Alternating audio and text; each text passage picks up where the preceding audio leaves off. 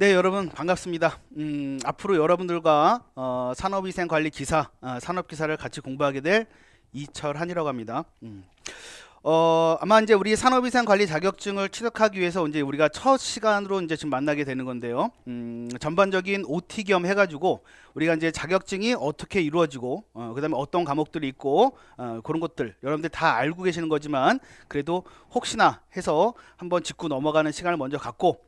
그 다음에 기초적인 부분 우리가 여러분들 이제 제가 현장에서 여러분들 그 산업위생관리 기사 산업기사 하는 친구들 많이 만나봤더니 대부분 걱정하는 게 딱 두 가지예요. 하나는 어떤 거냐면 계산 문제, 그죠? 또 하나는 양이 너무 많다. 요런 것들이 상당히 걱정을 많이 하시더라고요. 근데 그걸 갖다가 제가 어떻게 준비하면 되겠다라는 것 갖다가 여러분한테 알려드리는 그런 시간을 한번 갖도록 하겠습니다.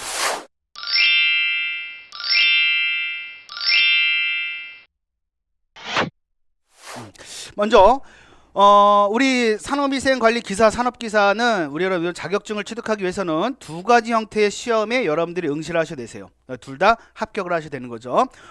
제가 얘기하는 첫 번째, 우리가 첫 번째 제가 1차 시험이라고 얘기하는 게 있거든요. 이게 여러분들이 다 아시는 객관식이죠. 객관식, 즉 사지선다 시험이 됩니다. 사지선다 시험. 그래서 총 우리가 보는 과목은 기사 같은 경우는 5과목, 그 다음에 산업기사 같은 경우는 4과목이 이루어졌어요. 한번 같이 한번 볼게요. 먼저 1과목이 모든 우리 학문에 있어서는요, 개론이라는 과목이 항상 들어갑니다. 개론이라는 것은 우리가 전반적으로 어떤 그 학문에 대한 전반적인 내용을 다루는 게 개론이죠. 그냥 가장 중요한 과목이 될 거예요. 먼저 우리가 산업위생학 개론 이렇게 있죠.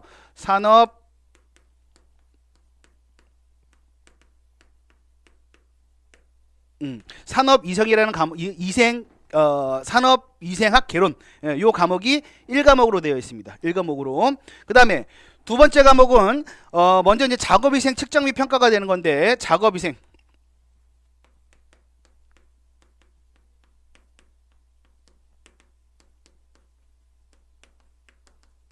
평가가 되겠죠. 작업위생 측정 평가. 세 번째 과목은 작업환경입니다. 작업환경관리, 작업환경관리 대책, 작업환경관리 대책.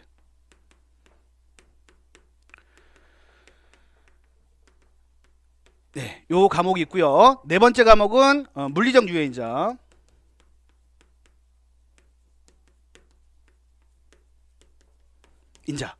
이렇게 되어 있고요. 그 다음에 마지막 과목이죠. 5번째 과목은 산업 독성학으로 했습니다. 산업 독성학. 네. 이렇게 총 5과목을 시험 보게 되는 거예요. 그래서 우리가 여러분들 일반적으로 우리 국가기술 자격증 요걸 보시면 보통 우리가 어떻게 다 사지선당인데 한 과목당 20문항으로 구성되어 있죠. 얘도 20문항, 얘도 20문항, 얘도 20문항, 얘도 20문항, 다 20문항으로 구성되어 있습니다.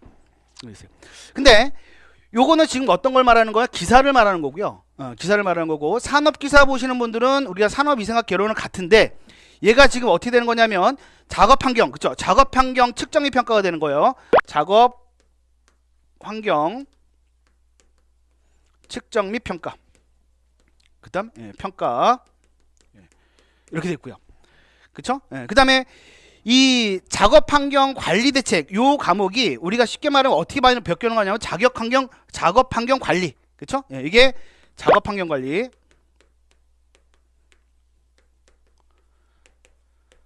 관리라는 과목이 되어 있고요. 그 다음에 이 물리적 유해인자 산업 독성학, 그 다음에 작업환경 관리, 여기서 들어가 있는 과목 중에 다 포탈을 해가지고요. 보통 뭐가 들어가요? 산업환기라는 과목이 있습니다. 이런 과목이 있어요.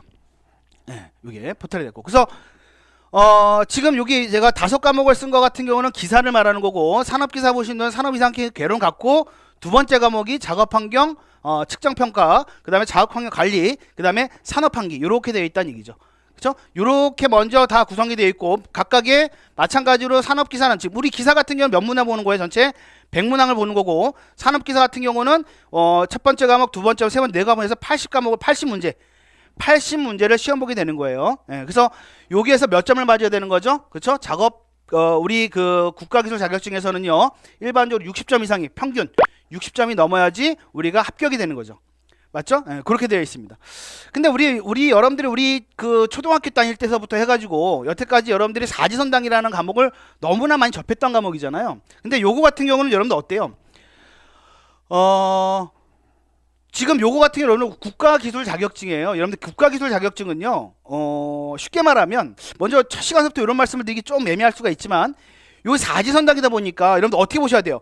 1번이 답인 거, 2번이 답인 거, 3번이 답인 거, 4번이 답인 게 있는데, 그쵸? 이 골고루 분포돼야 돼요. 보통 어떻게? 얘가 5개가 답이고 얘도 5개, 5개, 5개. 이렇게 보통 어떻게? 20개가 나오는 거잖아요. 그래서 보통 이렇게 5개가 떨어지는 게 아니라 일반적으로 몇 개 되는 겁니까? 보통 4개에서 6개가 되는 거죠. 4개에서 6개. 답이.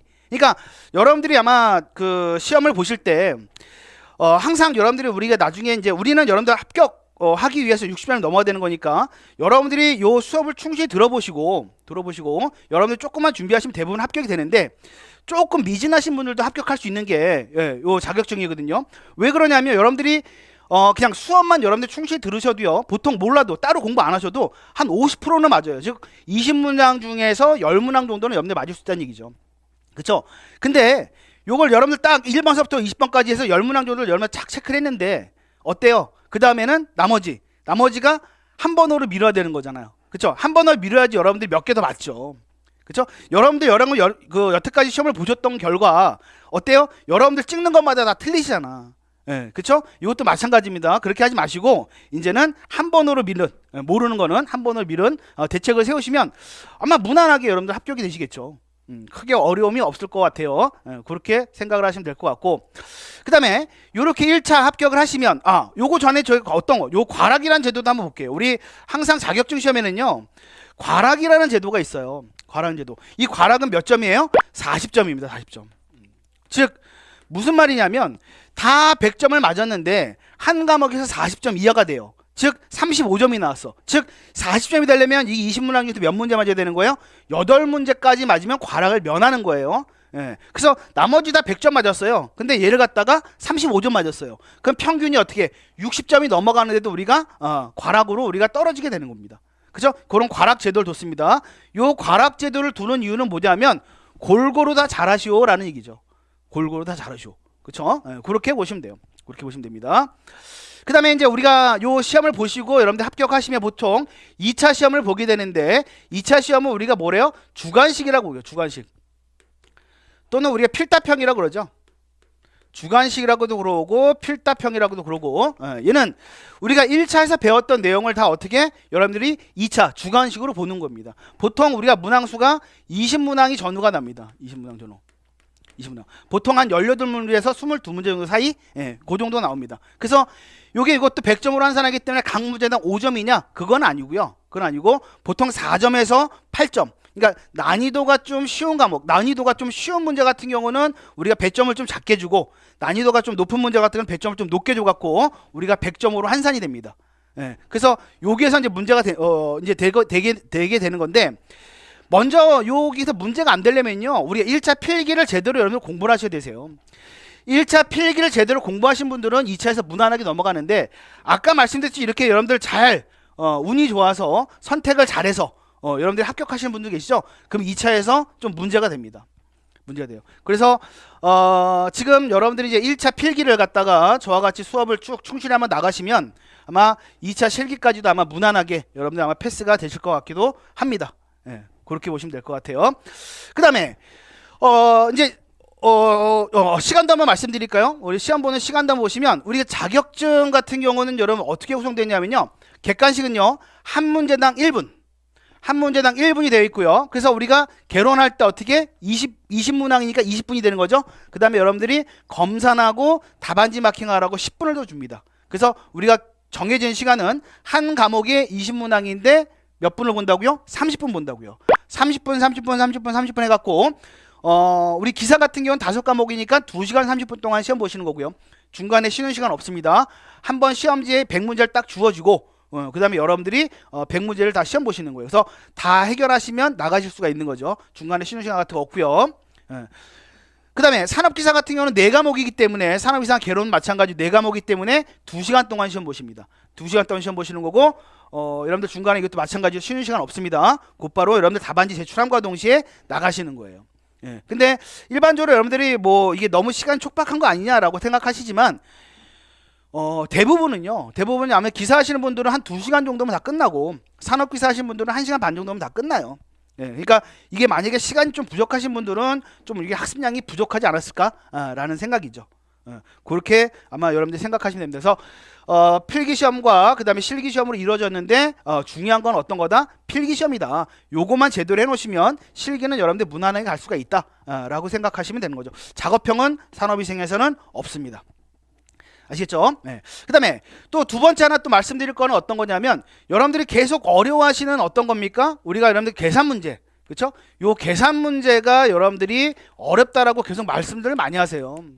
그래서 제가 아마 저는 여태까지 이제 강의하는 특성상 첫 시간서부터는요 책 절대 안 핍니다. 책을 절대 피지 않고 어떤 거라는 거냐면 여러분들한테 아무것도 모른다는 전제하에 기초서부터 잡아드려요. 여러분들 어떤 공부를 하든지 간에 기초만 되어 있으면 여러분들이 지금 하고자 하는 의지가 있으시죠? 그 의지만 조금 길게만 늘어가시면 얼마든지 합격합니다. 근데 기초가 부족해버리면 여러분들이 어떻게 공부를 내가 하려고 하더라도 어떻게 하죠? 잘 안 되죠. 왜냐하면 뒷장이 안 넘어가. 그래서 저는 항상 기초를 상당히 중요하게 생각하는데 기초만 여러분들이 확실하게 잡아 놓으시면 이 계산 문제가 금방 해결이 된다라는 거죠. 그래서 이게 산수보다는 조금 더 수학까지는 안 가고요. 산소보다는 조금 더 높은 단계인데 뭐 여러분들 뭐 나는 학교 다닐 때 수학을 포기했었어요. 뭐 이런 것도 필요 없습니다. 다 필요 없고 제가 어떤 친구까지 제가 합격시켰냐면 단위환산이 전혀 안 돼요. 즉 뭐 1m가 몇 cm냐 이것도 안 되는 친구예요. 예. 근데 제가 그 친구한테 한번 물어봤죠. 그 친구가 여자친구였는데 단위환산이 안 된다 그래갖고 그러면 친구는 신발을 얼마 신냐고 제가 이렇게 물어봤거든요. 그때 자기가 얘기하는 게 230을 신는데요. 그럼 230이라는 건 뭐 단위가 뭐냐 그랬더니 킬로미터래. 230km. 그렇죠. 그러니까 그렇게 개념이 없는 친구도요. 여러분들 환산 같은 것도 못하는 친구들, 아무런 개념이 없었던 친구들도요, 저랑 같이 수업을 한번 들어보시면 합격이 돼서 라이센스를 갖고 그 다음에 전문직에 취직을 해가지고 여러분 잘 살고 있습니다. 네, 그렇게 말씀드릴 수 있고, 그러니까 제가 하자는 것만 여러분들 따라오시면 크게 문제될 수 없이 합격할 수 있어요. 그래서 이 계산 문제도 크게 보면 어떻게 보면 유형이 두 가지예요. 두 가지. 첫 번째는 어떤 유형이냐면 여러분들 공식을 적용하는 거. 공식을 적용하는 문제는 어쩔 수가 없어요. 공식을 여러분들이 암기하셔야죠. 그렇죠? 공기 암기하신 다음에 거기에 대입하시면 되는 건데 두 번째 유형이 문제되는 거죠. 두 번째 유형은 단위환산하는 거예요. 단위환산. 그러니까 단위환산은 여러분들이 요게 요런 거구나라는 것만 여러분들이 확인만 되시면 얼마든지 해결할 수 있는 문제들이 나옵니다. 그래서 제가 그거를 확실하게 잡아드린다는 얘기죠. 그러면 계산하는 문제는 전혀 어려움이 없어요. 어려움 없습니다. 그 다음에 두 번째 여러분들 일반적인 문제가 어떤 문제가 나와요? 우리가 대부분 보시면 우리가 이제 이론적인 문제, 그렇죠? 계산하는 문제가 아니라 이론적인 문제가 나옵니다. 이론적인 문제도 이 여러분들이 처음에 이 학생들이 여러분들이 그 책을 딱 접하면 이렇게나 두꺼워. 이걸 어떻게 다 공부해? 그렇게 얘기를 하시거든요. 근데 좋은 방법은 어떤 겁니까? 가장 좋은 방법은 이건 여러분들이 많은 문제를 다뤄보시는 게 가장 좋은 방법이에요. 유사한 유형의 문제를 많이 다뤄보는 거. 그래서 내가 그거에 대한 문제를 해결할 수 있는 거, 그런 능력을 갖추시면요 얼마든지 여러분들 해결합니다. 그러니까 우리는 어떻게 60점만 넘으면 되는 거예요. 아까 제가 60점이라 그랬죠? 60점? 60점만 넘으면 되는 건데 이걸 갖다 여러분들 100점 맞으려고 여러분들 공부를 해버리시면요 상당히 시간이 많이 걸립니다. 그 다음에 100점 맞기도 힘들고 근데 나는 70에서 80점 정도만 맞겠다 라는 생각을 갖고 계시면요 상당히 쉽게 여러분들이 자격증을 취득할 수가 있어요. 여러분들 라이센스 따보시면 거기에 여러분들 합격해갖고 나오는데 자격증이 나오는데 거기에 점수 나와요? 점수 안 나와요. 100점을 맞아서 나오든 자격증 나오든 60점을 맞아서 나오든 나오지 않습니다. 즉 제가 70에서 80점 정도 수준으로 강의를 해버리면 우리가 여러분들 아마 즐겁게 그 다음에 편안하게 그 다음에 여러분들 공부하실 수가 있어요. 제가 그 정도 포커스를 맞춰서 준비를 하도록 하겠습니다. 그래서 교재 같은 것도 제작을 할 때 제가 출제 빈도가 높은 그런 문제의 유형을 많이 다뤄놨어요. 그러니까 무슨 문제냐면 내가 요 문제를 해결하면서 문제를 많이 같은 유형의 문제를 갖다가 많이 풀어보는 거죠. 그러니까 난이도가 낮은 것부터 높은 것까지. 예. 그래서 그거는 여러분들이 확실하게 맞게끔 강의를 준비를 했습니다. 교재를 준비를 했죠. 그래서 그거 교재 따라가면서 여러분들이 하시면 크게 문제 없이 아마 해결하실 수가 있어요. 나 수포자다 전혀 신경 쓰지 않으셔도 됩니다. 그렇죠? 예, 나는 아무것도 모른다. 저는 아무것도 모르신 분들을 더 좋아합니다. 왜냐하면 제가 만들어갈 수 있기 때문에. 그렇죠? 그래서 어떤 거를 갖다 접하든지 간에 저를 믿고 따라와 주셔야 되는데요. 대부분의 여러분들이 이제 그 연령대가 상당히 다양한데 특히 우리가 젊은 친구들 같은 경우는 크게 문제 안 되는데요. 나이가 드신 분들, 좀 연세 드신 분들 같은 경우는 항상 이제 받아들이는 게 좀 힘드시는 것 같더라고요. 무슨 말이냐면 제가 이렇게 설명을 드리잖아요. 설명을 드리면 저거는 왜 저래? 라고 생각하시면 안 되죠. 저거는 왜 저래가 아니라 저런 것도 있구나. 나도 다음에 저런 게 나오면 저렇게 따라 한번 해봐야지. 이런 마음가짐 가지셔야 돼요. 계속 가는데 저건 왜 저래? 저건 왜 저래? 내가 하는 거랑 틀린데? 라고 생각하시면 안 된다는 얘기죠. 이해되시겠죠? 그냥 받아들여라. 그쵸? 가장 중요한 얘기입니다. 받아들여라. 그 다음에 자신감을 가져라. 나 할 수 있다 라는 자신감을 가져라. 알겠죠? 그 다음에 저를 믿으셔야 되는 거죠. 이해되시겠죠? 그렇게 여러분들한테 먼저 마음가짐을 한번 잡아드리고 그 다음에 중요한 게 어떤 거다 라는 것 갖다가 한번 말씀 한번 드렸습니다.